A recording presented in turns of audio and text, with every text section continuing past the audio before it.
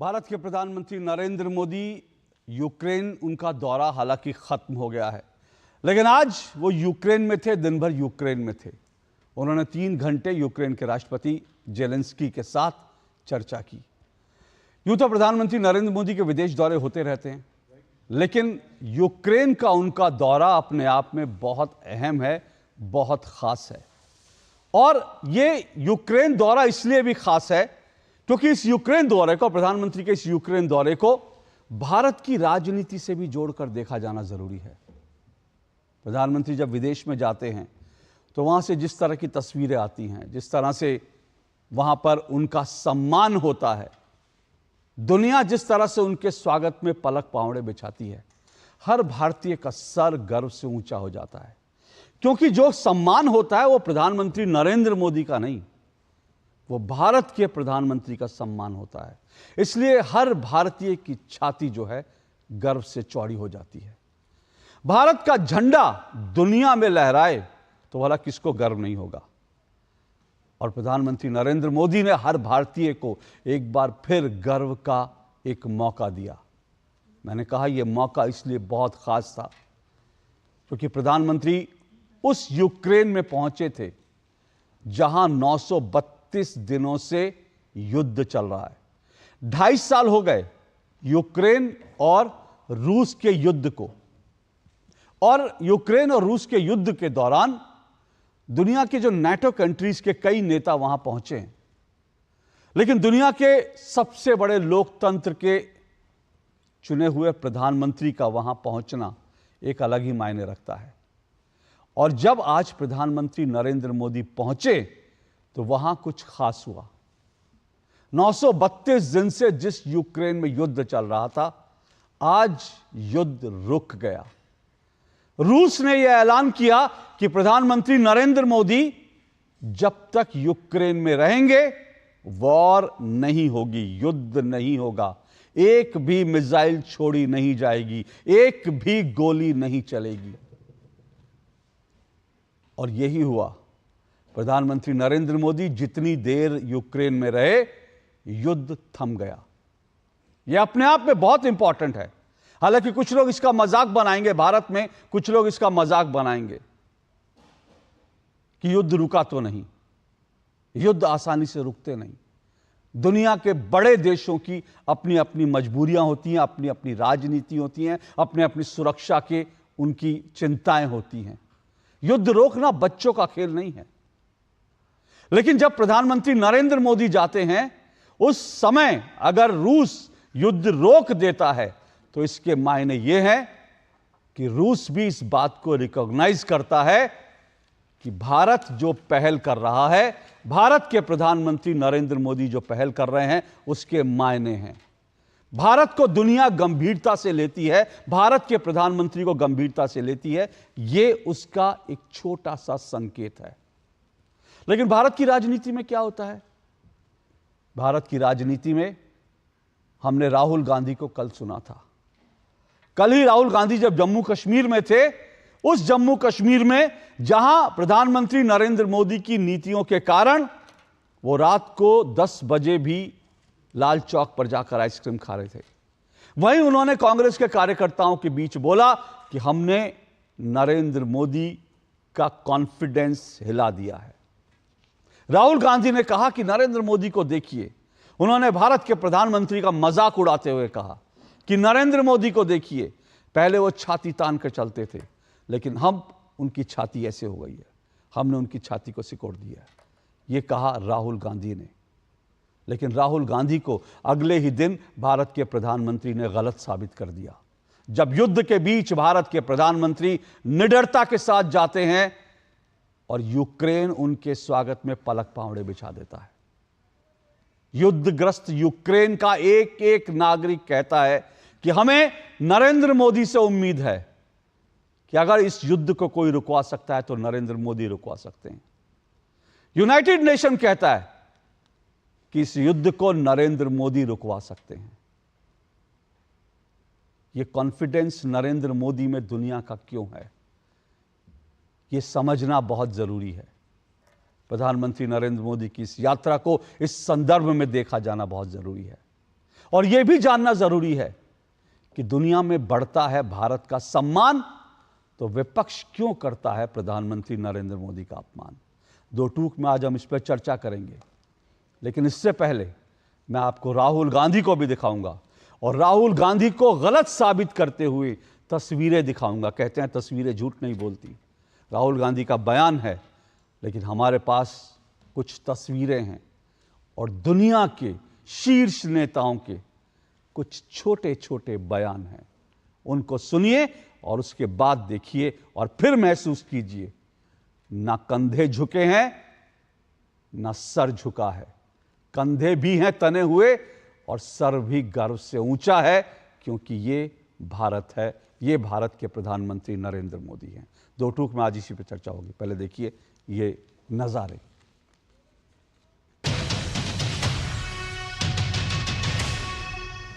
नरेंद्र मोदी जी की कॉन्फिडेंस को इंडिया गठबंधन ने खत्म कर दिया। आपने देखा होगा, जो पहले नरेंद्र मोदी जी छाती फैला के आते थे, याद है आपको, यूं आते थे, अब यूं आते हैं। Modi, Modi, Modi, Modi,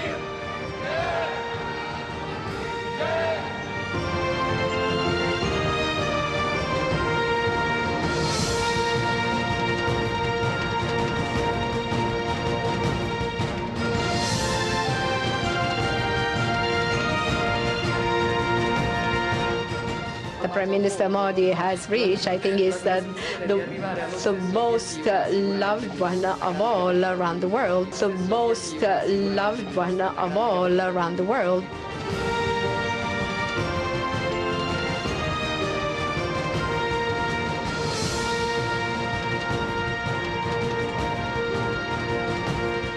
The warmth and the energy here tonight is absolutely second to none. Prime Minister Modi is the boss. Prime Minister Modi is the boss.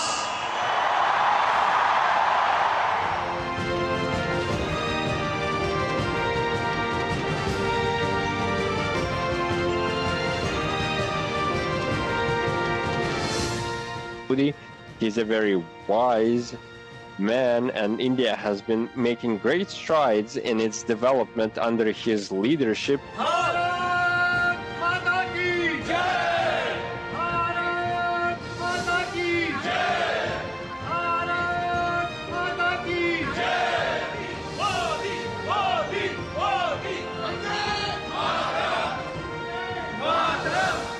वही प्रधानमंत्री जिन्होंने उदाहरण के लिए अंतर्राष्ट्रीय योग दिवस का स्थापना की और जिससे भारत की संस्कृति का दुनिया में ज्ञान बढ़ रहा है।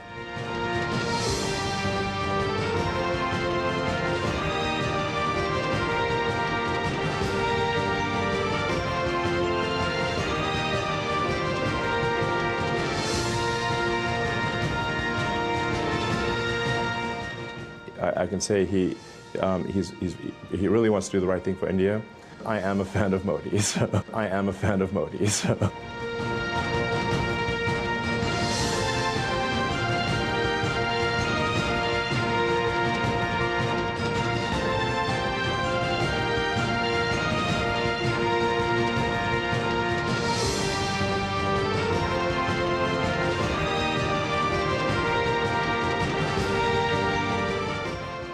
हमें उम्मीद है कि मिस्टर मोदी शांति की स्थापना करने में यूक्रेन की मदद करेंगे, ये उम्मीद है हमें।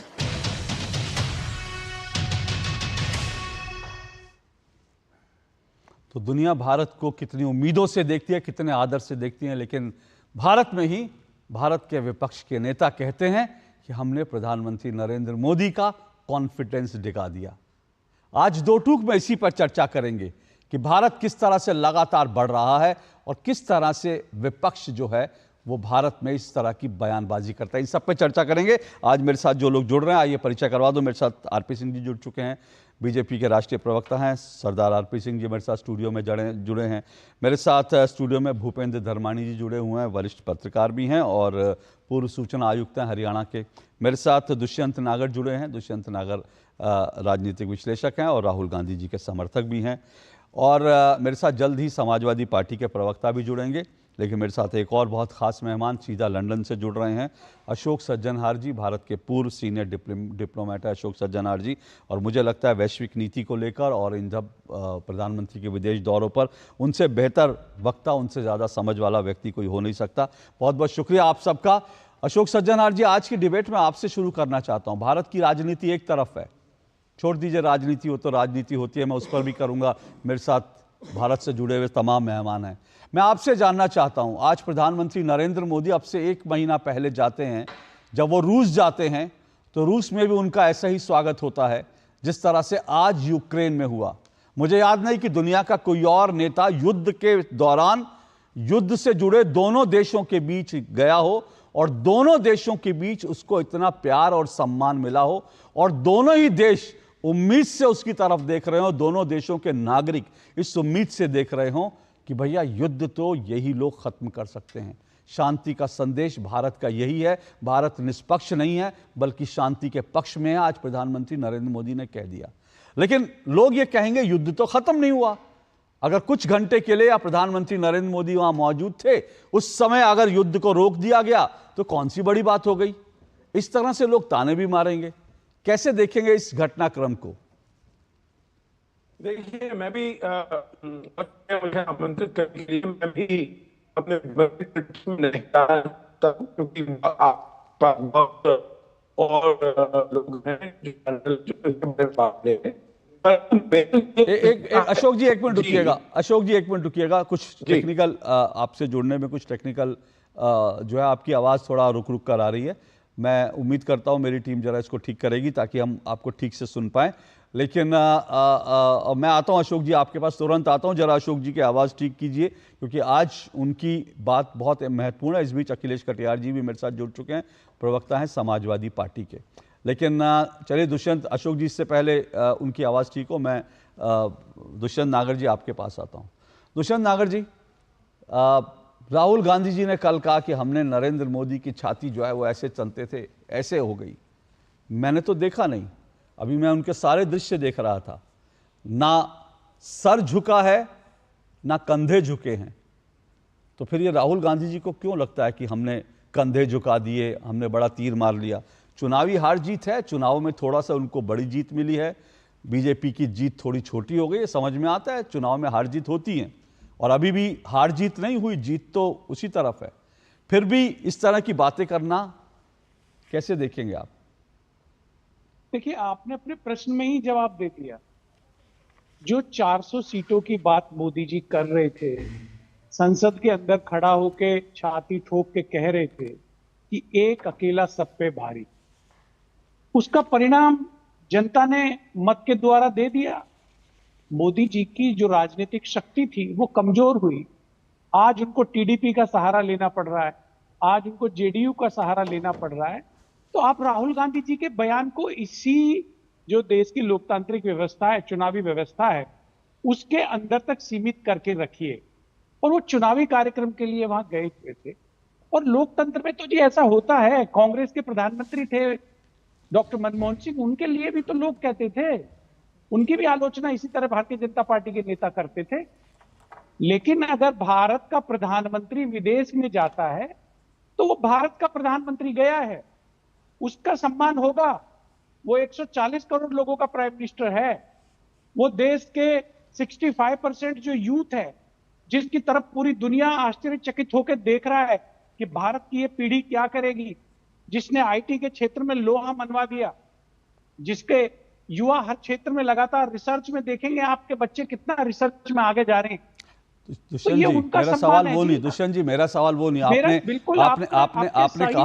आपने कहा नहीं दुष्यंत जी, मेरा सवाल वो नहीं था। आपने कहा कि भाई उनकी ताकत कम हो गई, ये ठीक है, 400 सीटें कह रहे थे, 240 सीटें लेकर सरकार बनाई, सहयोगियों के साथ सरकार बनी। सवाल ये नहीं है, सवाल ये है कि क्या राजनीति में इस तरह की भाषा, अभी आपने कहा देश के प्रधानमंत्री 140 करोड़ के प्रधानमंत्री वो पोलैंड और यूक्रेन में ही नहीं है, भारत में भी 140 करोड़ लोगों का प्रतिनिधित्व करते हैं, 140 करोड़ लोगों के प्रधानमंत्री हैं। इस तरह की भाषा का प्रयोग करना कि पहले ऐसे चलते थे, नहीं, मैं शब्दों की बात कर रहा हूं, और मैं शब्दों के साथ साथ, बल्कि एक मिनट मेरी बात, मेरा सवाल लीजिए पूरा, मेरा सवाल दुष्यंत जी मेरा सवाल पूरा हो जाए। सिर्फ बात शब्दों की नहीं है, बात आपके बॉडी लैंग्वेज की भी है। आप किस तरह का बॉडी पोस्चर इस्तेमाल करते हैं कि पहले ऐसे चलते थे अब ऐसे चल रहे हैं। मतलब मैंने तो उनको ऐसे चलते हुए नहीं देखा। राहुल गांधी जी कौन सा चश्मा लगाते हैं मुझे नहीं मालूम, उनकी दूर की या पास की नजर कौन सी उनकी नजर कमजोर है, मैंने तो तमाम उनके दृश्य देख डाले। तो इस तरह की भाषा को इस्तेमाल करना, इस तरह की बॉडी लैंग्वेज को इस्तेमाल करना, मुझे आपत्ति उस पर है, और मुझे लगता है पूरे देश को आपत्ति होनी चाहिए।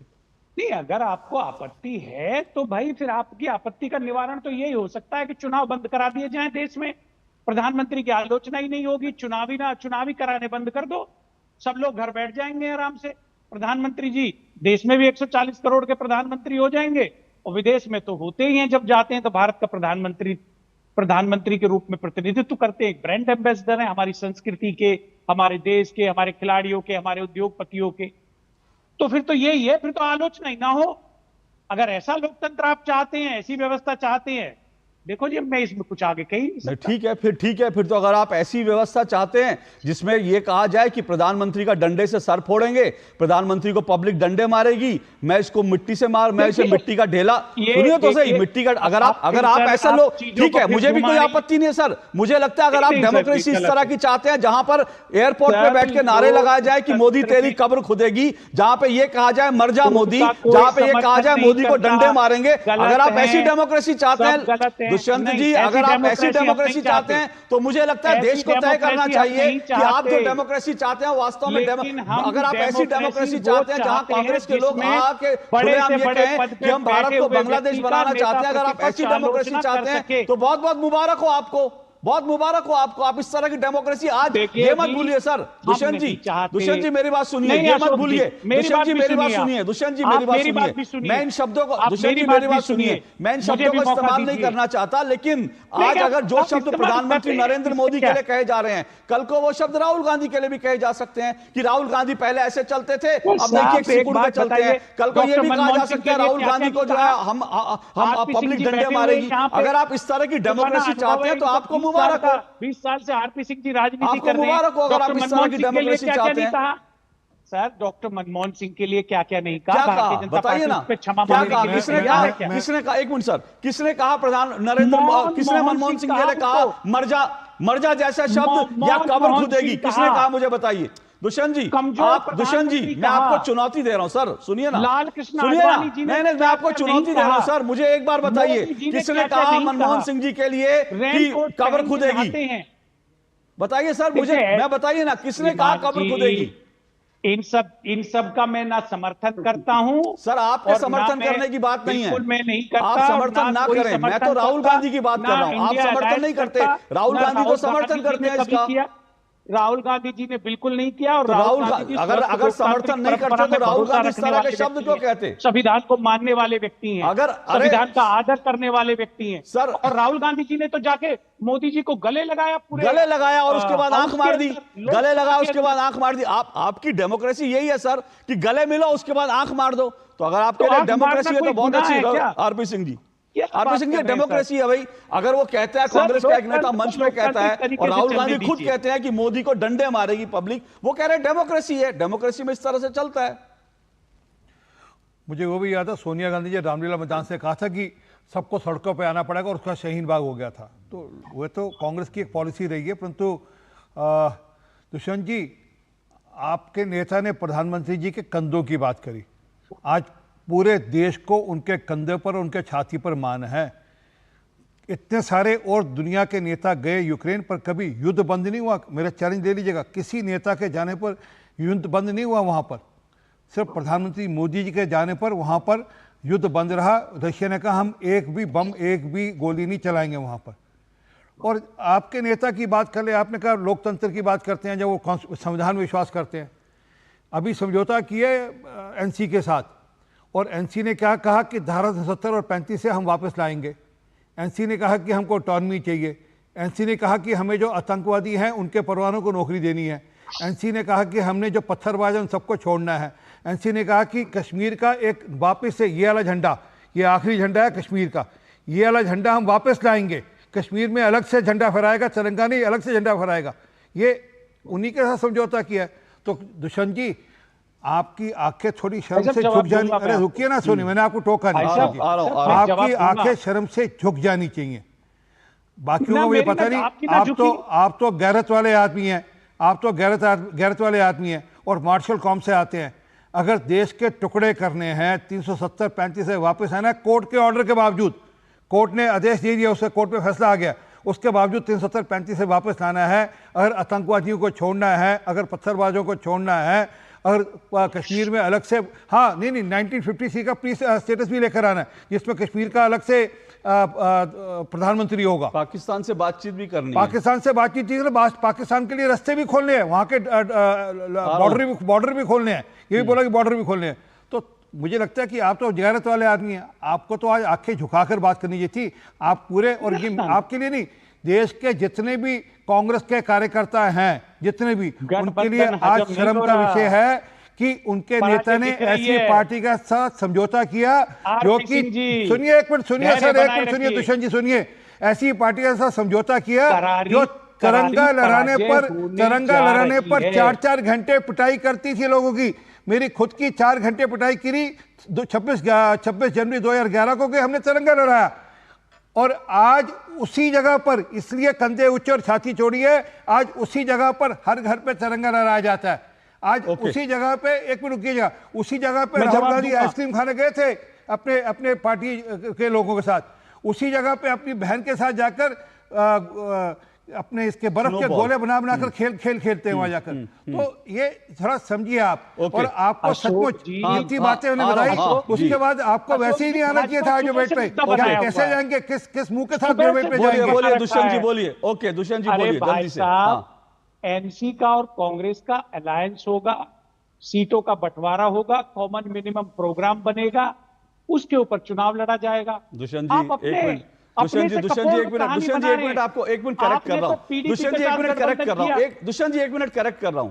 फारूक अब्दुल्ला साफ कह चुके हैं कि कॉमन मिनिमम प्रोग्राम कुछ नहीं होगा, हमारा घोषणा पत्र हम दे चुके हैं। ये फारूक अब्दुल्ला का बयान है। कॉमन मिनिमम प्रोग्राम की बात किसने करी है मुझे नहीं पता, आप कर रहे हैं, लेकिन मुझे एक फारूक अब्दुल्ला, उमर अब्दुल्ला का बयान दिखा दीजिए जिन्होंने कहा है कॉमन मिनिमम प्रोग्राम बनेगा। अच्छा, इसमें जो मैंने बताया, इसमें से कौन सा आप हटाएंगे? नहीं सर, कॉमन मिनिमम प्रोग्राम है ही नहीं। मैं कह रहा हूं एनसी घोषणा पत्र दे चुकी है। तो मेरा, अगर आज एनसी के मेरे साथ प्रवक्ता नहीं है क्योंकि ये विषय नहीं था, लेकिन ये विषय अगर आया तो मैं आपकी जानकारी के लिए, सर मेरी बात सुनिए, अगर ये विषय मेरी आया है तो मैं तो एनसी वालों से भी, एनसी वाले आपसे मिलकर, मैंने कल भी एनसी के प्रवक्ता से पूछा था कि क्या आप इस बात से पीछे हट जाएंगे, उन्होंने कहा बिल्कुल नहीं। उन्होंने कहा ये हमारा बिल्कुल वादा है, हम तो 370 के बिना रहेंगे नहीं।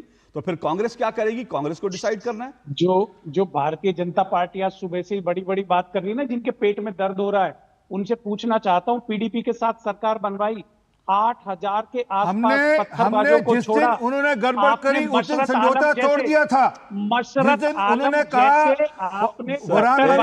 हमने समझौता तोड़ दिया था। आरपी सिंह जी सुनिए, मेरा सुनिए, दुष्यंत जी सुनिए, मेरा आज का विषय कश्मीर, दुष्यंत जी सुनिए, अगर आज के कंटेक्स्ट में सुनिए ना, पीडीपी के साथ इन्होंने भी सरकार बनाई है, आपने भी सरकार बनाई है, ठीक है ना, और पीडीपी का क्या है वो सबको मालूम है, उसके लिए बीजेपी भी जवाब दे, आप भी जवाब दें। लेकिन मेरा आज का विषय वो नहीं, लेकिन कश्मीर का अगर आज का कोई कंटेक्स्ट है तो आज का कंटेक्स्ट ये है कि टीएमसी जो सुप्रीम कोर्ट के फैसले के बावजूद, देश की संसद के आदेश के बावजूद, एनसी ये कहती है कि हम 370 और 35 से, जिसमें महिलाओं के साथ दोयम दर्जे का व्यवहार होता था, जिसमें दलितों को, ओबीसी को वोट देने का अधिकार नहीं था, आज एनसी उसकी वापसी की बात करती है सुप्रीम कोर्ट के फैसले के बावजूद, और कांग्रेस उसके साथ खड़ी है क्योंकि आपने संविधान का जिक्र किया, इसलिए वो बात याद करानी आपको जरूरी है। कहना चाह रहा हूं, थोड़ा सब्र करिए, सीटों का बंटवारा होने दीजिए, स्थिति स्पष्ट होने दीजिए, पूरा आपके सामने चुनावी घोषणा पत्र होगा। अच्छा, दिग्विजय सिंह के बयान के साथ है, दिग्विजय सिंह के बयान के खिलाफ है।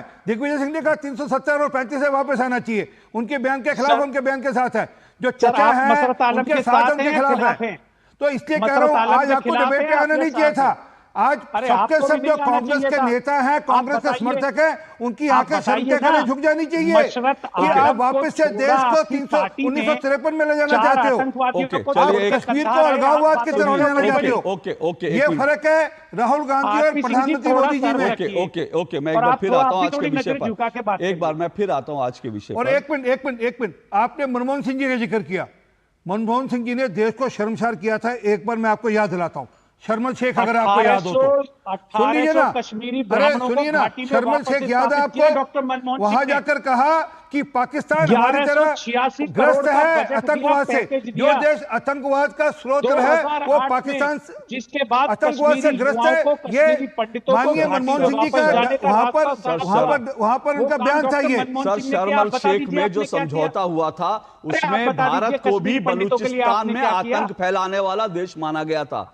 शर्मल शेख में उसकी मैं आज मैं डिस्कस नहीं कर सर, आज का विषय वो नहीं है सर, आज का विषय नहीं है। मैं इतिहास में ज्यादा नहीं जाना चाहता, कश्मीर का इतिहास या इसका इतिहास। आज के कंटेक्स्ट में जो बात इंपॉर्टेंट है वो मैंने सवाल उठाया, और वो सवाल इंपॉर्टेंट है कि अगर आप संविधान की बात करते हैं तो फिर आप एक ऐसी पार्टी के साथ जाके कैसे हाथ मिला सकते हैं जो आपके संविधान को, आपके सुप्रीम कोर्ट को जो है वो धक्का बताता है और वो कहता है कि हम 370 को वापस लाएंगे, 35 को लाएंगे, जिसमें जो है वोट देने का अधिकार दलितों को नहीं था, ओबीसी वोट नहीं दे सकता था, जिसमें महिलाओं की शादी के बाद उनका संपत्ति का हक छीन लिया जाता था। तो ये तो संविधान हमारा नहीं कहता। तो संविधान की कॉपी हाथ में लेकर घूमने से नहीं होता सर, संविधान को मानना पड़ता है, संविधान के भाव को मानना पड़ता है, इंपॉर्टेंट वो बात है। लेकिन मेरा आज का विषय मैं फिर उस पर आऊंगा, मैं आज का विषय फिर उस पर आऊंगा कि एक देश बताया जाए, एक देश बताया जाए जिस देश के प्रधानमंत्री गए हों, और उसके बाद बल्कि मैं कहता हूं दो, जो आरपी सिंह जी ने कहा उसमें एक और सवाल जोड़ देता हूं। अशोक सज्जनार जी जुड़ेंगे तो मैं उनसे तुरंत पूछूंगा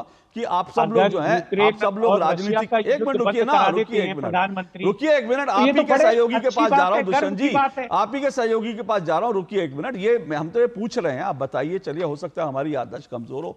एक देश बताइए दुनिया का, एक प्रधानमंत्री या राष्ट्रपति बताइए दुनिया का जो मॉस्को भी जाता है, यूक्रेन भी जाता है युद्ध के बीच में।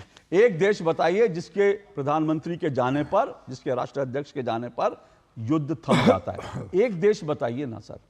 अखिलेश कटियार जी। नहीं अशोक जी नमस्कार। नमस्ते। जो बात आरपी सिंह साहब ने कही मान सम्मान को लेके, हम लोग तो लोहिया जी के सिपाही हैं, और एक बात हमने शुरू से पढ़ी है कि कहने और सहने की मर्यादा से लोकतंत्र चलता है, कहने और सहने की मर्यादा से। मुझे नहीं पता कि कौन कौन से देश के नेता यूक्रेन और रसिया गए और युद्ध हुआ।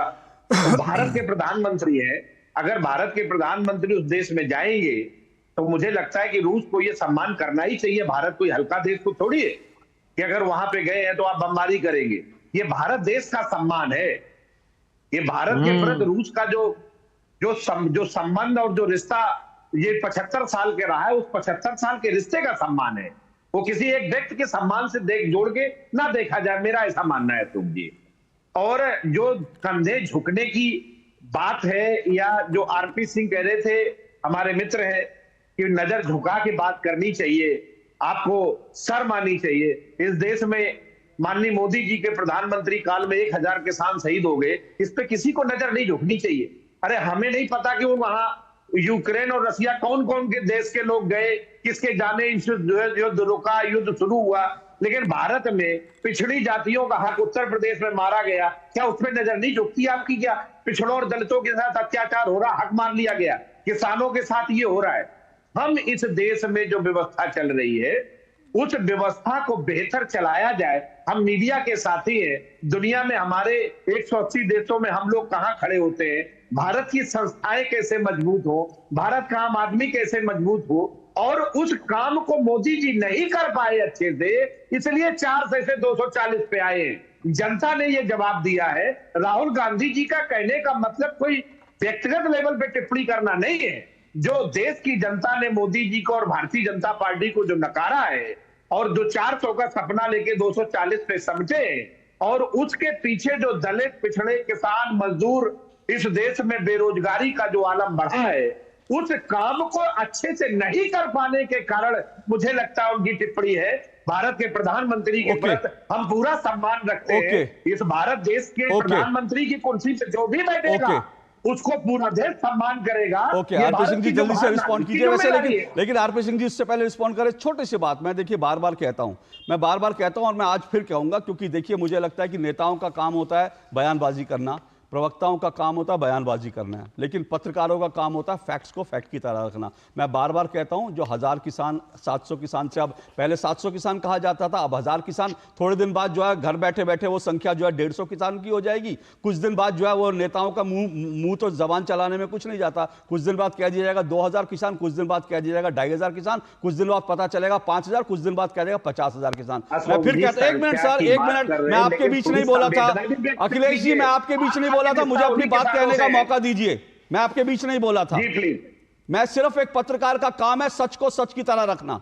और मैं फिर कह रहा हूं, इनमें से किसी नेता ने, मैं चुनौती देकर कहता हूं, इनमें से किसी नेता ने 700 किसानों की वो लिस्ट नहीं देखी है। मैंने वो 700 किसानों की लिस्ट देखी है, एक एक नाम पढ़ा है मैंने, और यह बता दूं उसमें बार बार मैं बताता हूं, बार बार बताता हूं, 2 साल का बच्चा है उसमें, कोई महिला सड़क पर जा रही थी, उसका एक्सीडेंट होता, वो किसान डाल दिया उसमें। ऐसे ऐसे नाम हैं जिनके बारे में कोई जानकारी नहीं, नाम नहीं पता, उम्र नहीं पता, कैसे डेथ हुई नहीं पता, लेकिन संख्या बढ़ाने के लिए 700, तो वो दुनिया की और देश की सबसे फर्जी लिस्ट है। और मैं बार बार चुनौती देता हूं, अगर आप अखिलेश जी चाहेंगे किसी दिन लिस्ट लेके मेरे साथ बैठ जाइएगा, मैं अलग से इस पर किसी के साथ भी खुली डिबेट करने को तैयार हूं, क्योंकि मेरे पास अभी भी मेरे डेस्कटॉप में पूरी की पूरी वो 700 किसानों की लिस्ट रखी है, और मैंने उसको किताब में छापा है। और अगर किताब में जो मैंने छापा है, अगर उसमें एक भी चीज मैंने गलत लिखी हो तो आप स्वतंत्र हैं मेरे ऊपर मुकदमा ठोकने के लिए, लेकिन जो बात मैंने कही छाती ठोक कर कही, तो इसलिए मैंने कहा कि मुझे फैक्ट्स को दुरुस्त करना होता है। आप इस मुझे रिस्पॉन्ड कीजिए। कटियार जी एक सेकंड दे दीजिए।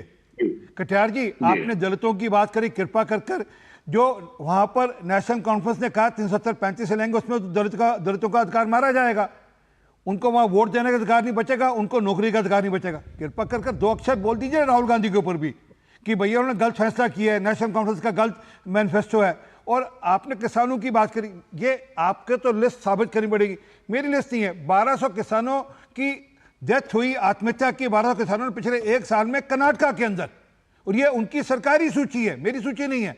तो इसमें मत जाइए, जो मूल बात है वो सचमुच जो कांग्रेस ने एनसी के साथ समझौता किया है, वो सबके सब देश के जितने भारतीय हैं जिनको देश पर मान है, जिनको भारत पर मान है, जिनको तिरंगे पर मान है, उनको शर्मसार करने वाली बात है कि कश्मीर में अब एक झंडा और लहराया जाएगा तिरंगे के अलावा। तिरंगा लहराया जाएगा नहीं लहराया जाएगा, परंतु उनका झंडा अलग होगा।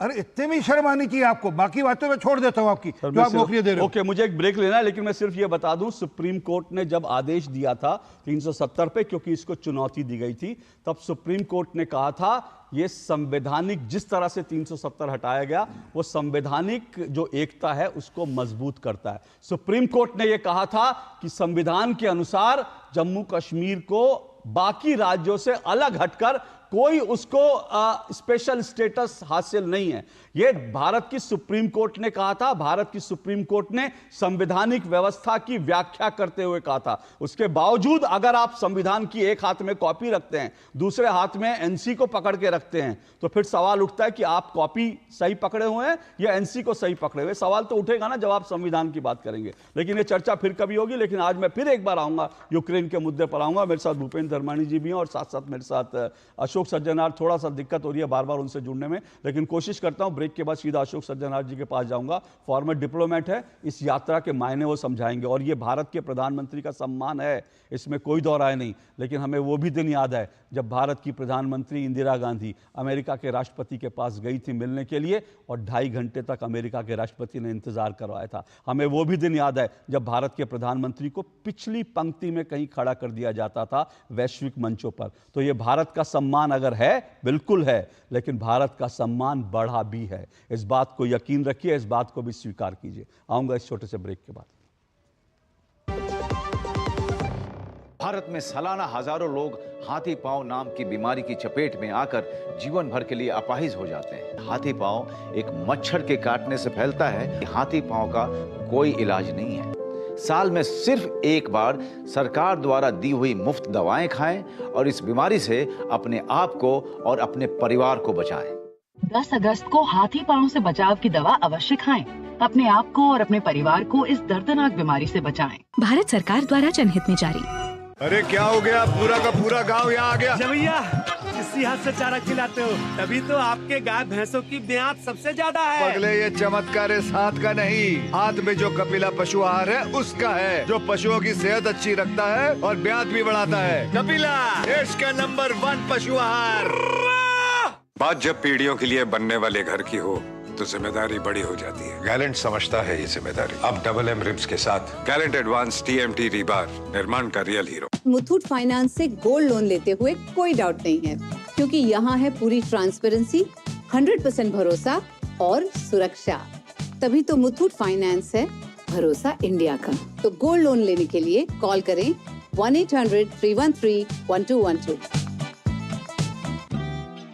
राशि की स्कूल फीस, घर का किराया, कितनी जिम्मेदारियां हैं सर पे। तुम तो टर्म लाइफ इंश्योरेंस लिए बिना ही चले गए। पॉलिसी बाजार पे 1 करोड़ का टर्म लाइफ इंश्योरेंस सिर्फ 480 रुपए महीने से शुरू। शादी का किचन महके जहाँ, गोल्डी किचन किंग मसाले हो वहाँ। गोल्डी लाई है फ्रेश लॉक टेक्नोलॉजी, जो रखे मसालों को हर समय फ्रेश।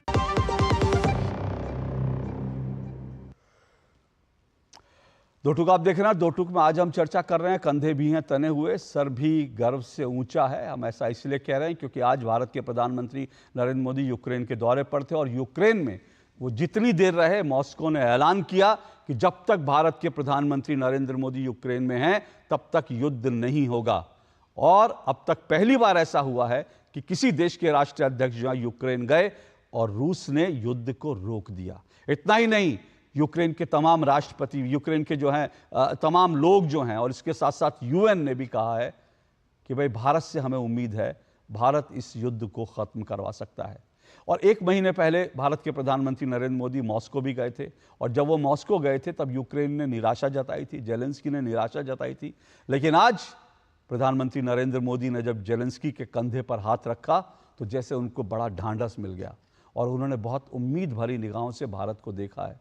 आगे क्या होगा मैं नहीं जानता, युद्ध की विभीषिका कैसे रुकेगी मैं नहीं जानता, लेकिन भारत प्रयास कर रहा है और गंभीरता से प्रयास कर रहा है और भारत के इन प्रयासों को दुनिया सराह रही है। ऐसे में अगर घरेलू मंच पर विपक्ष के नेता प्रधानमंत्री नरेंद्र मोदी के लिए अपशब्दों का इस्तेमाल करते हैं, विपक्ष के नेता उनके लिए ऐसे शब्दों का इस्तेमाल करते हैं, अपमानजनक शब्दों का इस्तेमाल करते हैं, तो क्या ये राजनीति जो है कुछ देर के लिए थम नहीं सकती थी?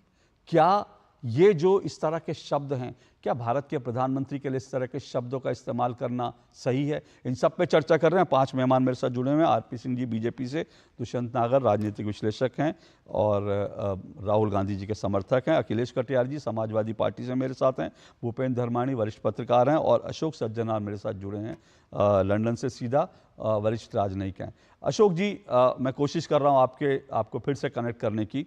मैं फिर उसी सवाल पे आ रहा हूँ जहाँ से मैंने शुरू किया था। भारत के प्रधानमंत्री जाते हैं और मॉस्को ऐलान करता है कि कोई बमबारी नहीं होगी, कोई गोली नहीं चलेगी, इसका क्या मायने हैं?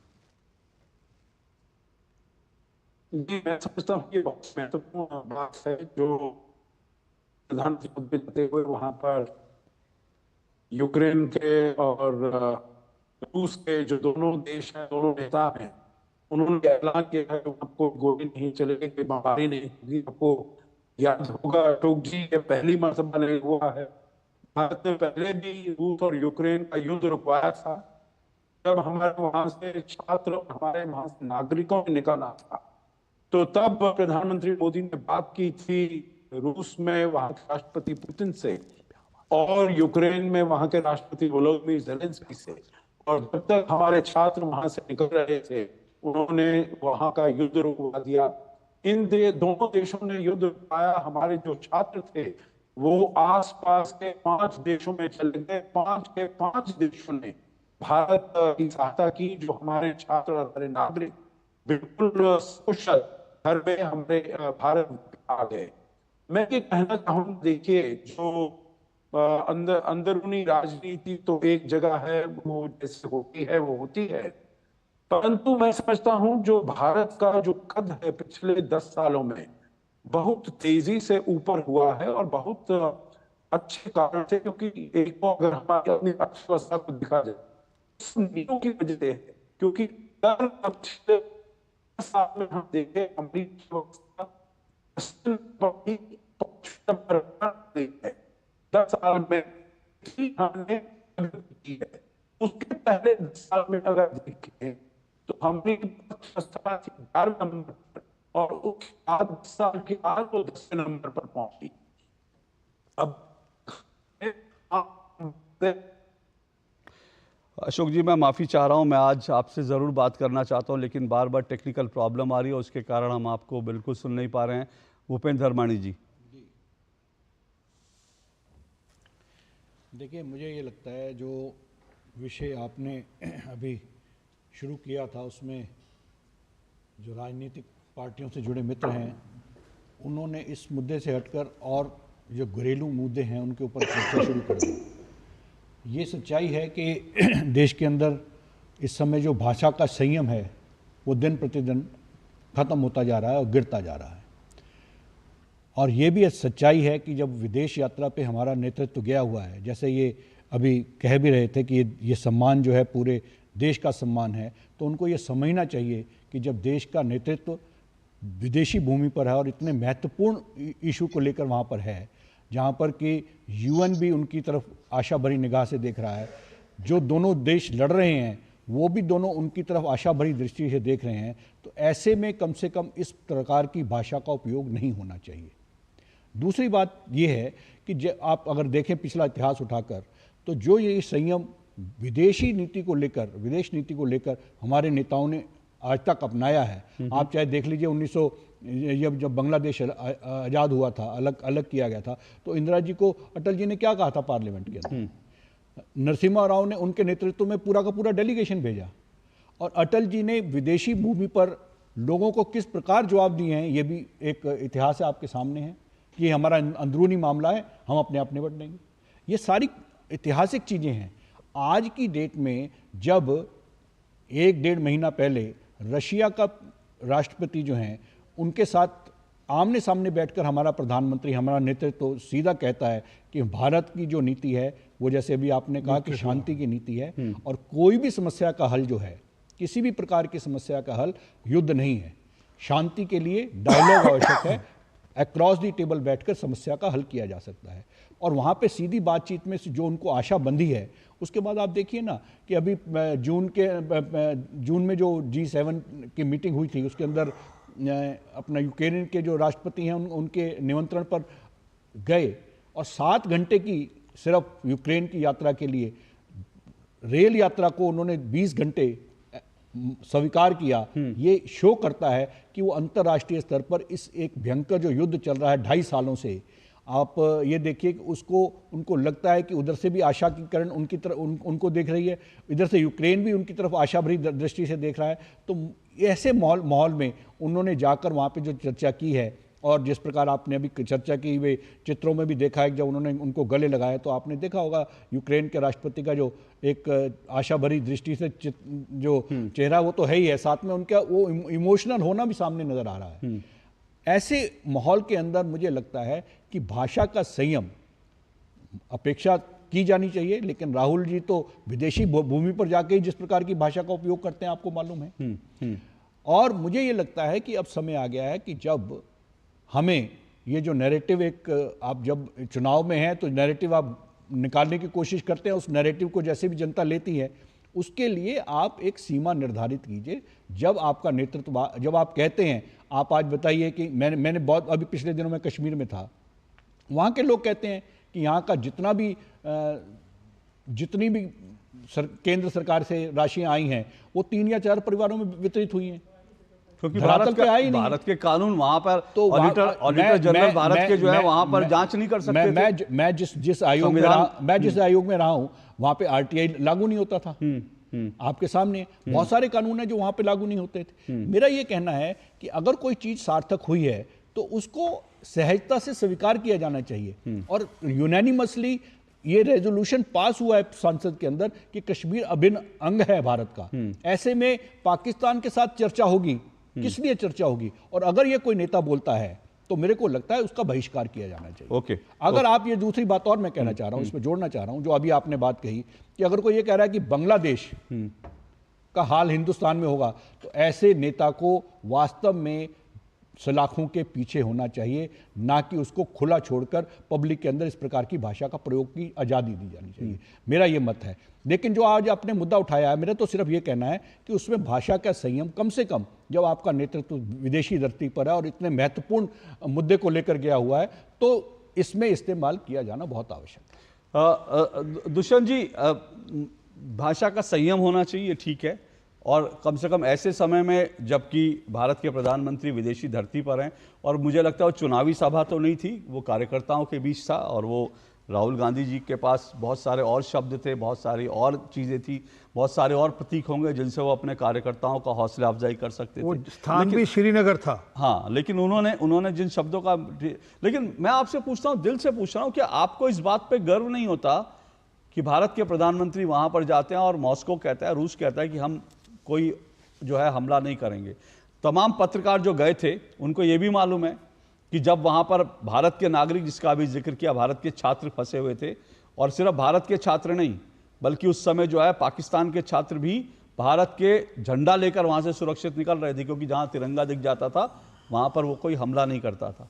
तो इन सब चीज़ों पर आपको गर्व नहीं होता क्या? देखिए जी, हमें तो विनेश फोगट पे भी गर्व है, हमें मोदी जी पे भी गर्व है, और अभी आपने कहा इंदिरा जी के बारे में कि 2.5 घंटे इंतजार करा के भेज दिया। मनु भाकर पे गर्व नहीं है, मनु भाकर पे गर्व नहीं है, भी गर्व है। यही एजेंडा आप लोगों का। विनेश फोगाट पे पूरे देश को गर्व है, लेकिन विनेश फोगाट के साथ मनु भाकर पे भी गर्व है, हॉकी टीम पर भी गर्व है, ठीक है। वो मतलब आपने सेलेक्टिवली, मतलब सेलेक्टिव अप्रोच आपकी मैं बता रहा हूं आपको। देखिए विपक्ष की, सुनिए, आपकी विपक्ष की सेलेक्टिव अप्रोच क्या है कि भारत के जो खिलाड़ी जीतेंगे उसमें भी वो उनको चुनेंगे जिसने प्रधानमंत्री नरेंद्र मोदी के खिलाफ आंदोलन किया। ये सेलेक्टिव अप्रोच है आप लोगों की, और कुछ नहीं है। बोलिए। आपने कहा ना इंदिरा जी के लिए कि इंदिरा जी को 2.5 घंटे इंतजार करवा के वापस भेज दिया, हमें उस इंदिरा जी पर भी गर्व है। उन्होंने वापस आके पाकिस्तान के पूर्वी हिस्से को एक आजाद मुल्क बना दिया, दुनिया को एक नया देश दे दिया। हम तो उन इंदिरा जी पे भी गर्व करते हैं, हम तिरंगे पे भी गर्व करते हैं, और हम तिरंगे को ही झंडा मानते हैं, आज से नहीं मानते। 1930 में जब नेहरू जी ने तिरंगा फहराया था और पूर्ण स्वराज की बात कही थी, हम तो सर कश्मीर में तिरंगा क्यों नहीं फहरता था जब केंद्र में कांग्रेस की सरकार थी? दुष्यंत जी बताइए ना, केंद्र में जब 70-60 साल तक कांग्रेस की सरकार थी, कश्मीर में तिरंगा क्यों नहीं फहरता था? क्यों आरपी सिंह जैसे लोगों को कश्मीर में तिरंगा लहराने के लिए पीठ पे लाठियां खानी पड़ती थी? सर मेरे सवाल का जवाब दीजिए ना। अगर आप लोगों को तिरंगे से इतना प्यार है तो आरपी सिंह जैसे लोगों को तिरंगा कश्मीर में फहराने के लिए क्यों पीठ पे लाठियां खानी पड़ती थी? 8 और 9 अगस्त को कांग्रेसियों ने तिरंगा फहराने के लिए अपनी जान की कुर्बानी दी। 1942 में सरकारी बिल्डिंगों पे चढ़ के तिरंगा फहराया। 1947 में हमने तिरंगा अपना लिया। अरे 42 छोड़िए, मैं 47 की बात कर रहा हूं। जब भारत ने संविधान में तिरंगा अपना लिया, उस वक्त आरपी सिंह को क्यों नहीं संवैधानिक वो व्यवस्था दी गई कि वो कश्मीर में जाके तिरंगा फहरा सके? आरपी सिंह जी जिनके प्रति वफा की कस्में खाते हैं आरएसएस के प्रति, संगठन के प्रति कसमें खा रहे थे, उन्होंने कितने दिन तिरंगे को, अच्छा सुनिए, एक मिनट सुनिए, आरपी सिंह छोड़िए, वो आरएसएस का झंडा लेके नहीं गए थे, मोदी जी गए थे, उनको मारा पीटा गया। मोदी जी और मुरली मनोहर जोशी जी गए थे वहां गोलियों की बौछार में तिरंगा लहराने के लिए। गोलियों की बौछार चल रही थी उस समय, तिरंगा जब लहरा रहे थे, ये स्थिति थी वहां पर। हो रही थी तो आपको तो बोलने का अधिकार ही नहीं तिरंगे के ऊपर, की सिक्योरिटी में बोलने का अधिकार नहीं। श्यामा प्रसाद मुखर्जी ने अपनी जान दे दी तिरंगे के लिए ताकि वहां पर कश्मीर में तिरंगा लहरा सके, इसलिए श्यामा प्रसाद मुखर्जी ने अपनी जान दे दी। धारा 370 को मंजूरी दी गई, श्यामा प्रसाद मुखर्जी साहब थे उस कैबिनेट की बैठक में। श्यामा प्रसाद मुखर्जी क्या करेंगे? आपकी सरकार हटा देगी। मैं इनसे पूछ रहा हूं, श्यामा प्रसाद मुखर्जी के कंधे पे क्यों चढ़ रहे हैं? आपकी सरकारें थी, क्यों नहीं 370 हटा दिया? क्यों नहीं वहां से कहा 35 है? क्यों आप लोगों ने वहां पे दलितों को ओबीसी को वोट देने की इजाजत नहीं दी? आपकी सरकारें क्या घास छिल रही थी वहां? आपकी सरकारें घास छिल रही थी वहां दुष्यंत जी को हटाया गया है। दुष्यंत जी, आपकी सरकारें घास छिल रही थी क्या? 370 हटाया क्यों नहीं था? 5 लाख कश्मीरी पंडितों को बलिदान करना पड़ा। आपकी सरकार के समर्थक जिनके साथ आपने समझौता किया, उन नेता की सरकार थी जो भाग गए थे लंदन। पीडीपी आप के किसकी साथ बात आपने करते हैं? समझौता किया। उस एनसी के साथ आपका समझौता था। उनके अपने मंच पे चढ़ने का 5 मौका नहीं लाख दिया, कश्मीरी उसके साथ पंडितों को आपने सरकार वहां से बनाई, बलिदान सरकार करना पड़ा। चलाई। वहां पर आरपी उनकी सिंह जी, निर्मम देश को हत्या झूठ की बोलना गई, बंद महिलाओं के कर साथ दीजिए। दुष्कर्म किया गया कश्मीरी पंडितों के साथ। 240 पे तो आ गए, आप किसकी बात कर रहे हैं? 140 पे रुकेंगे। जिस ओके, तरह आप चलिए आके मैं एक झूठ और बोलते ब्रेक हैं, ले रहा देश को हूँ। गुमराह मैं करने एक और का काम ब्रेक ले रहा हूँ, करते हैं। उसके बाद कटियार जी के पास आऊंगा, क्योंकि फिर कह रहा हूँ कि मतलब ये बड़े गजब की बात है कि हम लोग आज डिबेट कर रहे हैं और इस मुद्दे पर डिबेट कर रहे हैं कि और किसी ने भी खुलकर ये नहीं कहा कि हाँ हमें गर्व है। अखिलेश जी शायद कह दें, मुझे लगता है कार्यक्रम के अंतिम समय में किसी ने नहीं कहा कि उनको गर्व है कि भारत के प्रधानमंत्री वहां गए और रूस ने इतनी बड़ी बात कही, यूएन ने इतनी बड़ी बात कही। उनको मालूम नहीं क्यों उनको लगता है कि ये गर्व का मौका नहीं है। पूरा देश तो गर्व कर रहा है। आज मैं देख रहा था सोशल मीडिया पर सब लोग गर्व कर रहे हैं, लेकिन विपक्ष की क्या फितरत यही होती है कि अगर भारत का भी झंडा कभी बुलंद हो तो उसके लिए हमको जो है गर्व नहीं करना। मैं आऊँगा इस पर ब्रेक के बाद। भारत में सालाना हजारों लोग हाथी पांव नाम की बीमारी की चपेट में आकर जीवन भर के लिए अपाहिज हो जाते हैं। हाथी पांव एक मच्छर के काटने से फैलता है। हाथी पांव का कोई इलाज नहीं है। साल में सिर्फ एक बार सरकार द्वारा दी हुई मुफ्त दवाएं खाएं और इस बीमारी से अपने आप को और अपने परिवार को बचाएं। 10 अगस्त को हाथी पांव से बचाव की दवा अवश्य खाएं। अपने आप को और अपने परिवार को इस दर्दनाक बीमारी से बचाएं। भारत सरकार द्वारा जनहित में जारी। सुरक्षा की गारंटी हर चीज में जरूरी है, चाहे वो मुश्किल स्टंट हो या अच्छी फसल। इसलिए ले आइए IIL के ट्रैक्टर ब्रांड का शिनबा, जो देता है सुंडी और ट्रिप से सुरक्षा की गारंटी। हो गया इंतजाम। किसका? गुड्डी की फीस का। दिखा। 20,000 का लोन तुरंत। पता है कौन दे रहा है, ब्याज कितना है? लोन विनियमित संस्थानों से ही लें और कर्ज उतना जितनी जरूरत, वो भी जांच कर। हो गया इंतजाम। पगार एडवांस में भेजिए। RBI कहता है सही वित्तीय बर्ताव करे आपका बचाव। बात जब पीढ़ियों के लिए बनने वाले घर की हो तो जिम्मेदारी बड़ी हो जाती है। गैलेंट समझता है ये जिम्मेदारी। अब MM रिब्स के साथ गैलेंट एडवांस TMT रीबार, निर्माण का रियल हीरो। इतनी सी सैलरी में घर की EMI कैसे भरूंगी? काश तुमने जाने से पहले टर्म लाइफ इंश्योरेंस लिया होता। पॉलिसी बाजार पे 1 करोड़ का टर्म लाइफ इंश्योरेंस सिर्फ 480 रुपए महीने से शुरू। शादी का किचन महके जहाँ, गोल्डी किचन किंग मसाले हो वहाँ। गोल्डी लाए हैं फ्रेश लॉक टेक्नोलॉजी, जो रखे मसालों को हर समय फ्रेश। दो टुक आप देख रहे हैं और दो टुक में आज हम चर्चा कर रहे हैं। भारत के प्रधानमंत्री यूक्रेन में थे और यूक्रेन में जिस वक्त तक थे रूस ने, मॉस्को ने ऐलान किया था कि वो यूक्रेन पर कोई हमला नहीं करेगा जब तक प्रधानमंत्री नरेंद्र मोदी वहाँ हैं। और दुनिया जो है उम्मीदों के साथ देख रही है भारत के प्रधानमंत्री की तरफ कि अगर कोई युद्ध रुकवा सकता है तो भारत ही रुकवा सकता है। भारत के नेतृत्व जो है नरेंद्र मोदी रुकवा सकते हैं। लेकिन ऐसे समय में जिस तरह की बयानबाजी भारत में होती है भारत के प्रधानमंत्री के लिए, क्या उसको कुछ समय के लिए रोका नहीं जा सकता? इन सब पे चर्चा कर रहे हैं। और अखिलेश कटियार जी, मैं आपके पास आ रहा हूँ, लेकिन मुझे एक बात याद आती है, मुझे अच्छी तरह से याद है जिस वक्त भारत के प्रधानमंत्री नरेंद्र मोदी को पाकिस्तान के पूर्व प्रधानमंत्री ने भारत के एक पत्रकार के साथ बातचीत करते हुए देहाती औरत कह दिया था। उस वक्त नरेंद्र मोदी गुजरात के चीफ मिनिस्टर थे और उन्होंने लताड़ लगाते हुए कहा था कि भारत के प्रधानमंत्री के लिए इस तरह के शब्दों का इस्तेमाल जो है बिल्कुल गलत है, असहनीय है। हम लोग अपनी आपसी राजनीति कुछ भी हो, लेकिन भारत के प्रधानमंत्री के लिए पाकिस्तान का प्रधानमंत्री देहाती औरत जैसे शब्द का इस्तेमाल करे, उसकी उन्होंने कड़ी निंदा की थी। मुझे लगता है कभी कभी आप लोगों को भी बड़ा दिल दिखा देना चाहिए, एक बार तो गर्व की अनुभूति कर लेनी चाहिए अगर वैश्विक स्तर पर कोई भारत को उपलब्धि मिलती है तो। नहीं अशोक जी, हम लोग बिल्कुल महसूस करते हैं भारत एक मजबूत देश है और 75 साल के लंबे लोकतांत्रिक यात्रा के बाद हम लोग यहाँ पे खड़े हैं। इस 75 साल में इस देश ने बहुत अच्छे और बुरे दौर पार करके आज लोकतंत्र जिस जगह पे खड़ा है और पूरी दुनिया में जिस देश का सम्मान होता है तो हम सबको इस बात की गर्व की महसूस होती है कि भारत के प्रति दुनिया को ऐसे देखना चाहिए। पीछे जो वक्ता बोल रहे थे, आपने दो चीजों का जिक्र किया। आपने कहा कि यूक्रेन में युद्ध में जब छात्र फंसे थे, कैसे हालात थे, कैसे वो घर निकलने को थे। अशोक जी, हम जिनको जिम्मेदारी देते हैं सत्ता का संचालन करने का, देश के आम नागरिक के प्रति उनकी जिम्मेदारी, उनकी सहूलियतें देश बाहर भी तय होती है और भारत में भी तय होती है। भारत के प्रधानमंत्री ने जिस समय लॉकडाउन लगाया और इस देश के करोड़ों लोग मजदूर भाइयों को इसको जिस जीवन कठिनता से गुजरना पड़ा, उस बात पे भी मुझे शर्म आती, मुझे तकलीफ होती है लोगों ने कैसे कैसे जीवन को गुजारा।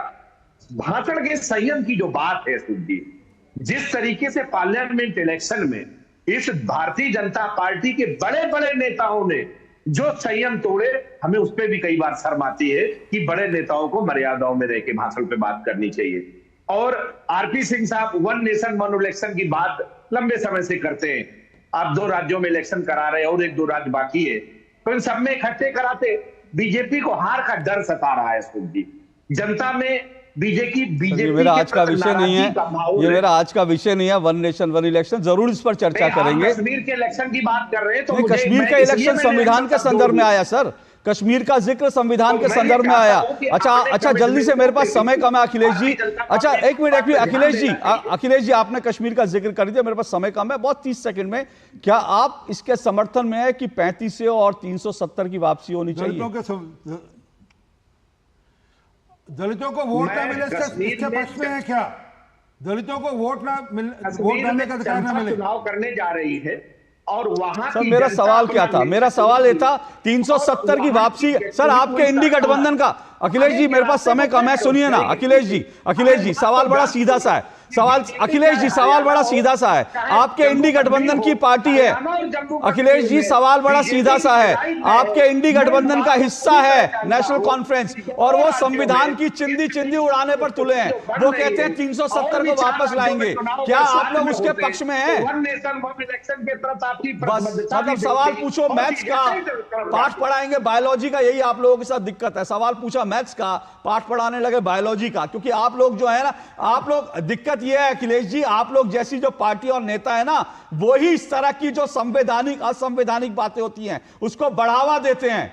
और तभी इसी बात पे, और आपने बार बार डिबेट के दौरान कहा इस बात पे भी शर्म आनी चाहिए, इस बात पे भी शर्म आनी चाहिए। और मुझे लगता है आज जब पूरा देश बलात्कार के मुद्दों पर शर्मसार है, तो मुझे लगता है अखिलेश कटियार जी, आपको, आपकी पार्टी को इस बात पे भी शर्म आनी चाहिए, इस बात पर भी उनकी नजरें झुक जानी चाहिए कि मुईद खान जो 12 साल की एक दलित बच्ची का बलात्कारी है, उसको आपने अभी तक पार्टी में रखा हुआ है, उसको पार्टी से निकाला तक नहीं है, वो पार्टी के पद पर अभी भी है। मुझे लगता है इस बात पर भी थोड़ा सा शर्मिंदा हो जाइएगा, क्योंकि देश जो है शर्मिंदा है। आज के लिए इतना ही, आपसे फिर मुलाकात होगी, फिलहाल इजाजत दीजिए, नमस्कार।